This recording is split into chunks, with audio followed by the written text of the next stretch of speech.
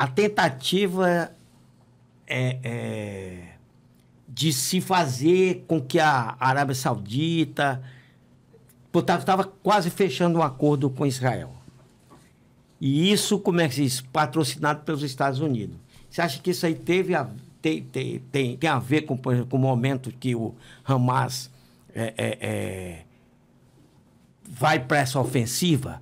Porque isso aí vai totalmente contra essa questão do PAN árabe. Uhum. Porque você vai amansando os países árabes, trazendo para um posicionamento de convivência e tal com Israel, e Israel vai ficando palatável para outras nações.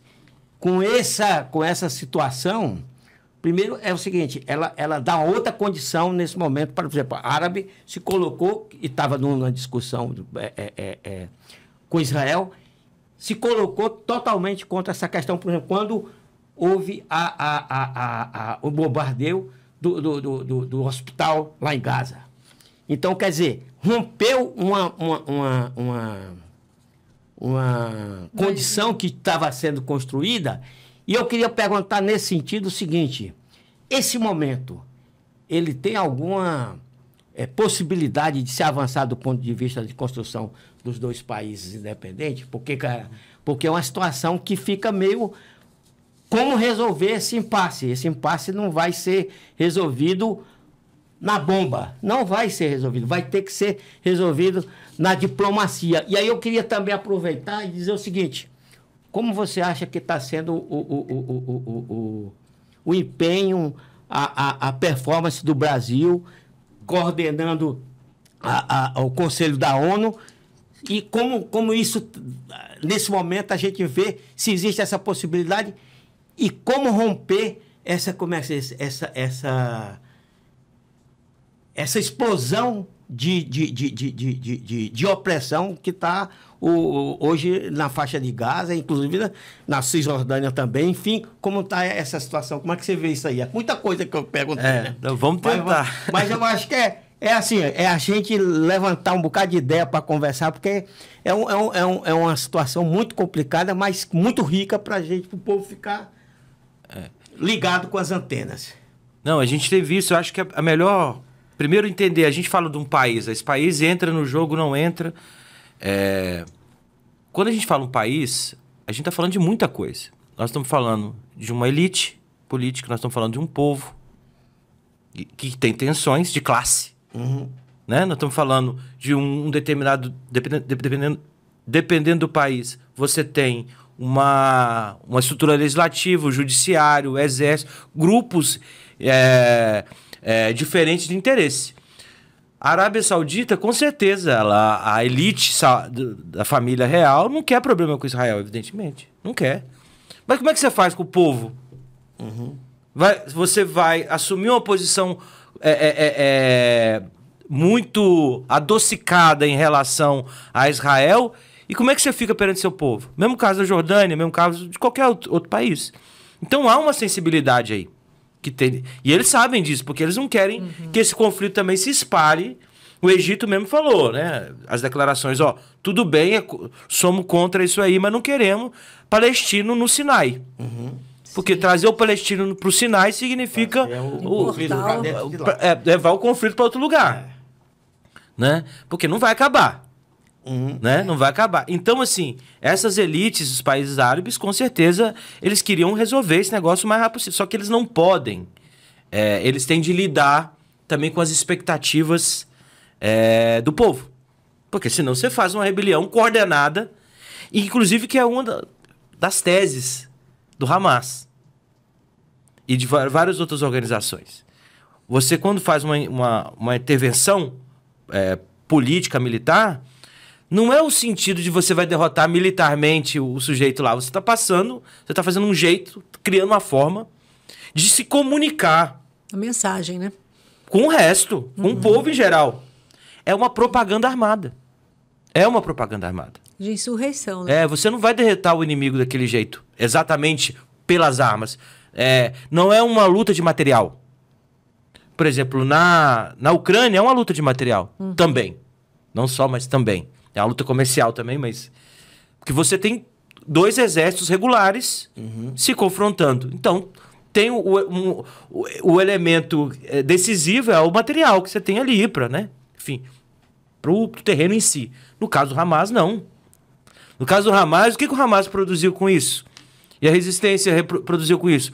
A maior manifestação desde a Segunda Guerra Mundial em Londres, a favor do povo palestino.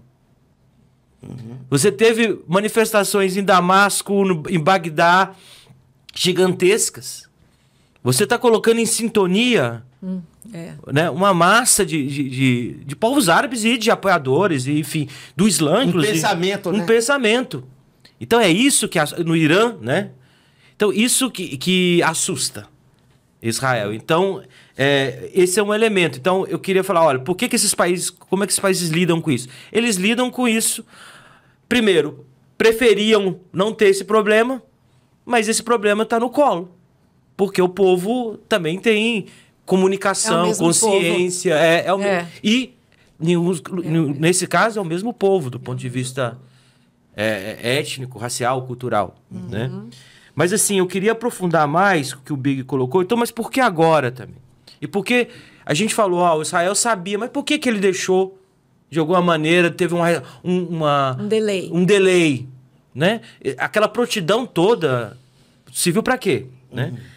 Aí eu queria tratar alguns elementos. Primeiro, que o Netanyahu não está bem de popularidade em Israel. O que estava acontecendo meses antes? Né? 4, 5 meses antes de outubro. Você tava o partido do Netanyahu, o Likud, estava encaminhando a reforma do judiciário. Reforma do judiciário que restringia o poder do judiciário. Para deixar ele fora dos seus problemas. Você ampliava o poder do parlamento. Lá é uma república parlamentarista, né? O sistema de governo é parlamentarista. Então, ele, no caso dele, seria aumentar... eles não têm Constituição, inclusive. Israel não tem uma Constituição. Israel tem leis básicas que eles vão editando de acordo com as necessidades. Eles não têm uma Constituição. Então, não tem o controle de constitucionalidade. Mas a Suprema Corte, o que fazia? Tem o princípio da razoabilidade. Se o Congresso aprova uma lei muito absurda, que vai contra a legalidade, contra os princípios da razoabilidade, da razão, a Suprema Corte pode interferir essa lei. Né? O que o Netanyahu está falando? Não, isso aí não dá. É o Congresso que manda em tudo, é unicameral, né? Não tem Senado, só tem o Congresso. E o partido dele tem maioria no Congresso. O Congresso lá tem 120 cadeiras, ele tem fácil 62 e passa as coisas. Às vezes um pouco mais, um pouco menos, mas 62 ele passa tudo. Inclusive, um dos pontos da reforma judiciária, né, era a indicação de juízes.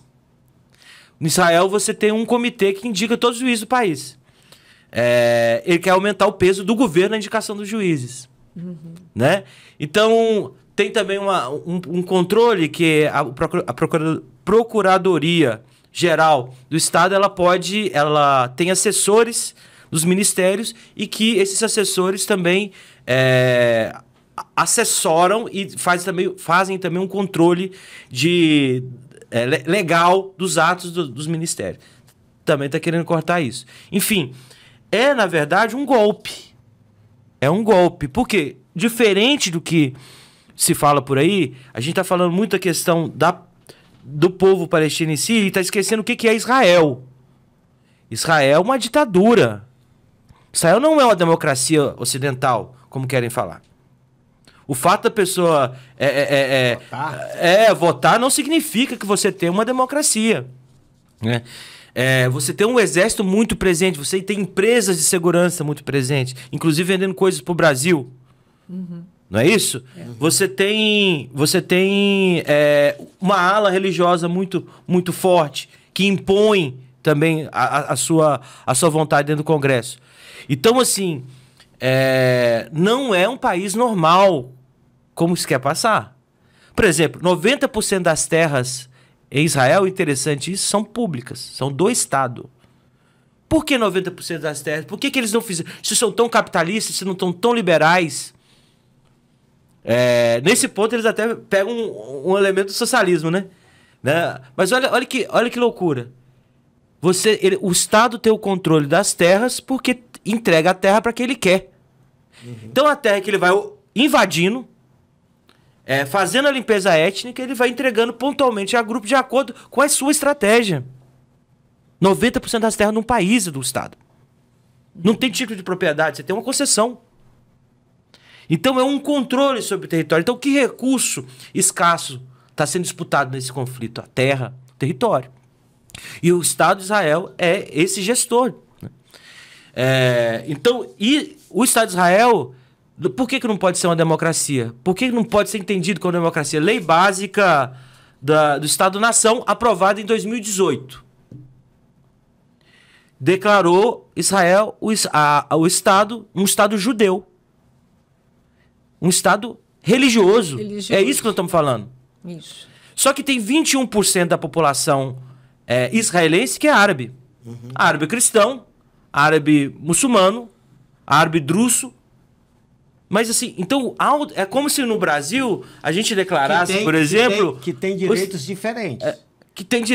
Podemos entrar... Porque é uma... tem direitos diferentes. Vamos entrar nisso. Mas é como se no Brasil a gente declarasse o Estado católico, ou o Estado evangélico, ou o Estado X ou YZ. Não pode. Antes era um Estado... E mais do que isso, tem uma sutileza nessa lei. Porque como eles não têm Constituição, tem as leis básicas, né? A lei de base. Ele faz o seguinte, olha, é um Estado judeu, é o lar dos judeus, e a capital é Jerusalém. Que, inclusive, é um problema, porque as resoluções da ONU falam, não, Jerusalém não vai ser a capital. Inventa outra, Tel Aviv.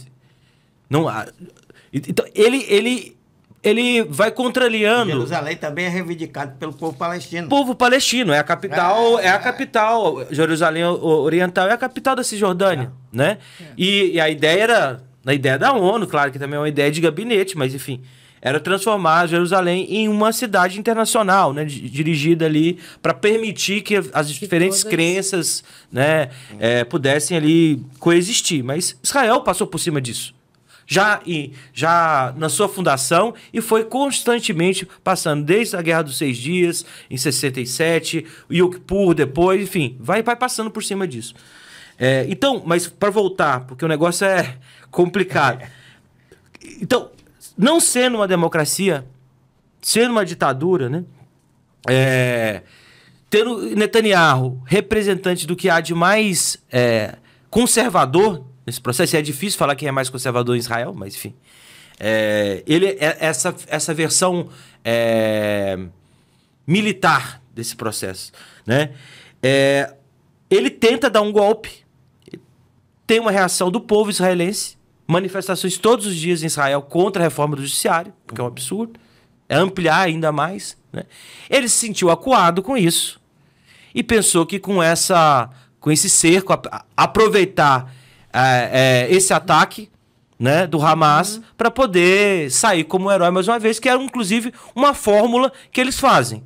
O Netanyahu só é Netanyahu porque o irmão dele foi um daqueles caras lá, um comandante que foi em Uganda libertar aqueles, né, uns israelenses que estavam presos num avião sequestrado. É tudo envolvido em torno disso, né, do conflito militar. Né? Então, assim, existia essa tensão com a Suprema Corte, né? Isso é extremamente importante. Queria falar também do isolamento agora, né, que está tendo Israel em relação ao mundo, assim. Mesmo com todo o soft power, né, toda a propaganda que Israel faz de ser uma democracia, de ser um lugar onde se tem diversidade sexual, religiosa, é isso que aparece nas séries da Netflix, né, aparece né, por aí, tanto é que parte da esquerda brasileira vai para Israel e volta sionista. Bater pau. Não, porque lá não, porque lá... Por quê? Vê a propaganda. É como se você fosse para os Estados Unidos e ficasse rodando em torno da Broadway. Claro, você vai achar os Estados Unidos lindo. Você ficar na Brother, em Nova York. Agora vai pro interior. Vai ver os 100 casas nos Estados Unidos, você vai ver se é tão bonito. Vai ver a população mexicana, migrante, vai ver se é bonito. Mesma coisa. Sistema de saúde. O sistema de saúde, sistema prisional. Sistema prisional. As fronteiras. Vai pra França e fica na Champs-Élysées. Mas vai para as periferias. Né? Então, fazem isso e acham, né? Viajam para Israel e acham que aquilo ali é uma democracia. Então, há uma disputa, Eneide e Big, dentro da esquerda em relação a uma posição em relação a Israel. Né? E por isso que a gente tem de afirmar o seguinte: judeus é uma coisa, israelense é outra coisa, Estado de Israel é outra coisa. Sabe? Não é ser antissemita, ser antisionista. Não é ser antijudeu, ser antisionista. Sionismo é uma ideologia conservadora, baseada, inclusive, em outras similares, outras ideologias similares, como, por exemplo, a segregação racial na África do Sul e nos Estados Unidos. O apartheid, né? O apartheid. É racista, né? Isso é interessante. Por quê? Porque Israel era um aliado do sistema do apartheid na África do Sul. Que, inclusive, apoiou, lutou ombro a ombro com a África do Sul contra tanta resistência do povo sul-africano, negro sul-africano, do Congresso Nacional Africano, Mandela, quanto também apoiou a iniciativa da África do Sul de lutar contra a Revolução Angolana, que inclusive tem apoio de Cuba, né? Porque, então assim, o que está envolvido nisso? É porque existe um pensamento de que, de fato, um povo pode submeter ao outro. Um povo é escolhido, é um destino manifesto, como no caso dos Estados Unidos. Os Estados Unidos têm uma ideologia de que o destino manifesto, que é o seguinte: os Estados Unidos nasceu para difundir a liberdade no mundo, a qualquer preço, mesmo se as pessoas não quiserem o nosso sistema que nós temos de oferecer. No caso de Israel, é levado ao absurdo, ao paroxismo, que é o seguinte: até Deus é um Deus racial. Até Deus, você dizia o Buzeto ontem, o professor Buzeto numa num podcast lá que ele participou. Podcast não, uma entrevista. É um lugar onde você tem um Deus racial. O Deus dos judeus, ele não é Deus do resto. Entende a loucura disso? Sim. Então, o apartheid é negar a cidadania de uma parcela, isso dialogando com o que você falou, Big, e a gente pode entrar em alguns detalhes, mas no caso de Israel, nega além da cidadania, nega a condição humana para além da cidadania. Então, quando você falou que 30% das vítimas das bombas são crianças, é isso. Quando a gente fala o regime de apartheid, que Israel submete o povo palestino, você tem a maioridade penal para um palestino é de 12 anos em Gaza. Exatamente. E a maioridade de um israelense é de 18 anos. Quando você pode prender um palestino por 6 meses sem acusação, você não pode prender um israelense por 6 meses por acusação. Então, a segregação é essa visão ultraconservadora do sionismo aplicada a um regime jurídico. É como se a gente não... um setor pode se organizar, pode fazer manifestação, como fizeram contra o Netanyahu, a população israelense. Esses aí não são mortos. Mas se aquele mesmo jeito, os 20% de árabes que tem dentro de Israel, que são cidadãos israelenses, fizesse, estariam fuzilados.